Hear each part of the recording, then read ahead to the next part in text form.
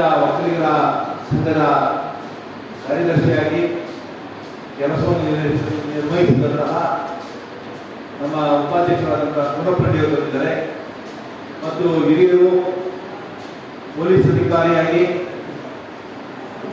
ಕೆಲಸವನ್ನು ಮಾಡಿದಂತಹ ನಮ್ಮ ಸಮಿತಿಯ ಉಪಾಧ್ಯಕ್ಷರಿದ್ದಾರೆ, ಸಂಚಾಲಕರಾದಂತಹ ಪುಟ್ಟಸ್ವಾಮಿಯವರು ಮತ್ತು ಹುಡುಗಿರಿಯವರು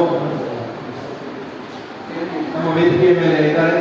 ಅವರೆಲ್ಲರಿಗೂ ಕೂಡ ಸ್ವಾಗತವನ್ನು ಬಯಸ್ತಾ ಇವತ್ತು ಹೈದರಾಬಾದ್ ಕರ್ನಾಟಕದಲ್ಲಿ ಉದ್ಯೋಗ ಸೃಷ್ಟಿಯಾಗತಕ್ಕಂತಹ ಒಂದು ನಮ್ಮ ಎಂ ವಿ ಮೋಹನ್ ಕುಮಾರ್ ಅವರು, ನಮ್ಮ ಉಪಾಧ್ಯಕ್ಷರಾದಂತಹ ಎಂ ವಿ ಮೋಹನ್ ಕುಮಾರ್ ಅವರಿದ್ದಾರೆ.